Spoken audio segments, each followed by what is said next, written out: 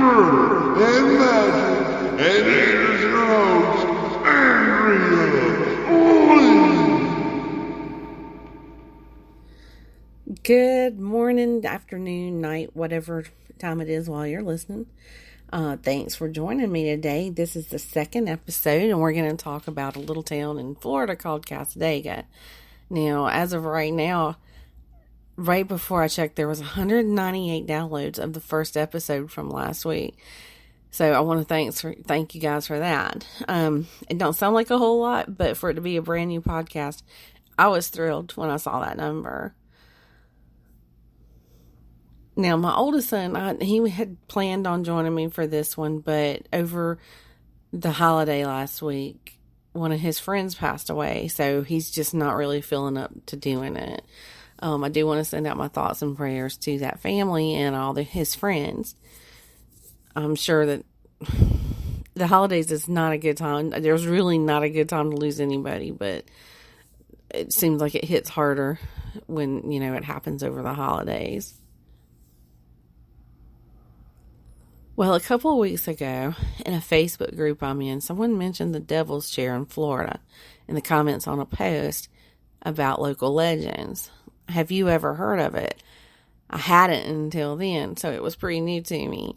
So the comment that they mentioned this chair in didn't go into any detail, so I decided to look into it for myself. Now, originally, I had planned on this being just about the Devil's Chair, but when I started digging for more information, it evolved into more. The entire town that the Devil's Chair is located in is very fascinating. The town I'm talking about is Cassadaga, Florida.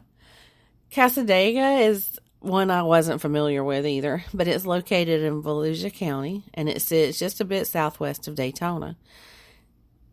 Cassadaga was established in 1894 by George P. Colby, who was a trance medium from New York. And Cassadaga is basically a community of spiritualists where most of the residents are psychic mediums.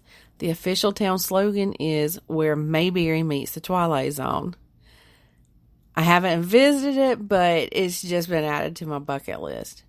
Now, if you make the trip to Cassadaga, be sure to check out the Cassadaga Hotel.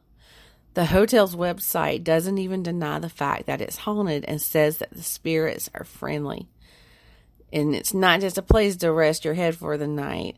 They have seminars, classes, readings of all kinds, crystal and other types of healing, a gift shop, a restaurant, and looks like a whole lot more. I do think I remember seeing that hotel was built in the 1920s. Now, it's no longer part of the spiritualist camp there in Cassadaga, but it's privately owned and operated. So there's that, and if you decide to stay there, and there's also a couple of bed and breakfast inns in that area. Now, another cool thing that you can do when you visit Cassadaga is the Encounter Spirit Night Tour on Saturdays. The tour is 2 hours long, and it'll take you to paranormal hotspots.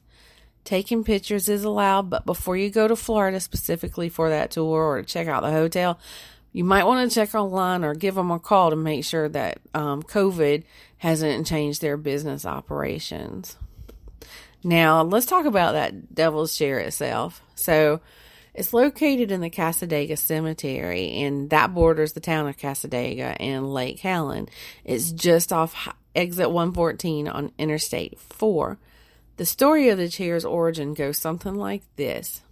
It's said that the chair had been built for an elderly man whose wife and daughter had died in a fire and were buried in that cemetery. Now, I can't find a year like when that happened or their names or anything like that. This is just the one story that I did find of where the chair came from.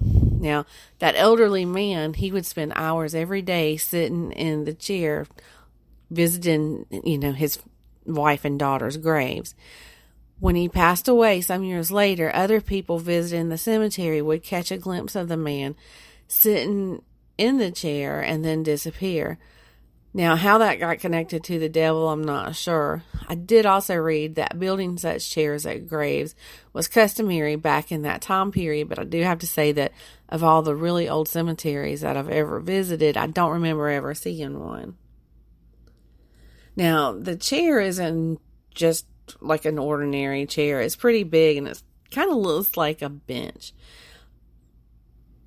But it's made from bricks and kind of looks like a throne with a high back and armrest.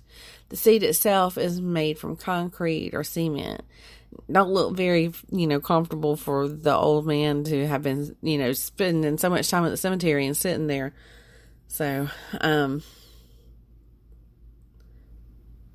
maybe he took a cushion. I don't know. But anyway, so now is a popular spot for those who want to test their luck. And local legend says that those who dare to sit in the devil's chair will hear the voice of the devil himself, the Prince of Darkness, whatever you choose to call him. Now, when I say Prince of Darkness, I'm not talking about Ozzy Osbourne. I'm talking about the devil. It's even been said that visitors to the cemetery can hear the voices of demons in their heads until they leave. And when I was thinking about that, I was wondering if, how sometimes you're going somewhere and you get yourself worked up. So, I don't know if maybe that gets in their heads and, their imagination takes over, or if they actually hear the voices of demons. I thought, that was pretty crazy. Now, another legend that I thought was pretty cool about the devil's chair says that if you sit a cold beer on the seat and leave it, when you return the next day, the bottle is empty, but it hasn't even been opened. And there's a brewery there in Florida called Red Cypress Brewery, and they have an IPA named Devil's Chair. Now, some locals have reported seeing dark figures in the shadows, and some of them have even reported being attacked. There was a reference in one of the articles that I read about the Devil's Chair that said that there's pictures of deep slashes on people's arms and backs. But when I looked for those pictures online, I couldn't find anything. I just kind of hit a dead end. All I found was that reference. Now, I did find a lot of pictures on Facebook and a couple of other websites of brave people sitting in the chair itself, but I didn't see any injuries like in any of the photos. Now, am I brave enough to sit there in that devil's chair? Maybe for long enough to take a selfie and then I'm out of there. But yeah, I would definitely have to check it out. Now, the visits to the cemetery are prohibited after dark and on Halloween. Now, at Halloween, there's also guards posted at the gates because there's been a lot of vandalism to graves on that spooky night of the year. Now, you should know that if you do decide to visit the spiritualist camp, you need to do it before dusk because the residents there don't take very kindly to visitors after dark, but it's for good reason. A lot of shenanigans by curious folks has brought this on. Those shenanigans have included throwing paint-soaked tampons at properties, vandalizing gravestones, and other mischievous, cruel pranks, especially around Halloween. According to the town's website, they are no way affiliated with that cemetery or the Devil's Chair. And I mentioned that you should go before dark. Now, if you are taking part in that tour that I mentioned earlier in this episode, I believe that's the only time you're allowed out after dark. On the streets in that spiritualist camp. Now, that spiritualist camp itself is like a quiet little village. Found references to it being a sister to Lilydale in New York. There's a welcome center located in the bookstore, and there you can find information on current events taking place on the property. At the Colby Memorial Temple, they offer church services on Sunday mornings and Wednesday evenings. There's world-renowned mediums and healers there that offer their services at different locations throughout the camp. They also offer what they call absentee healing. All you have to do is, on the Spiritualist Camp's website, is like submit the first name, the first letter of the last name, and the zip code of the person needing healing. They gather each Thursday morning and have a healing meditation circle for those on the healing list. There's even reviews for the mediums and psychics and whatnot on Yelp. And all the ones that I read was that those mediums are very accurate and worth the money. So that's really all I've got for this one today. Now, I did find a few other locations of interest in Florida that I'm going to explore for a future episode. I want to thank you for tuning in. And remember, if you have any episode ideas, comments, or questions, email me at mysterymurdermagic, and that's MYSTERY, M as in Mary, URDERMAGICK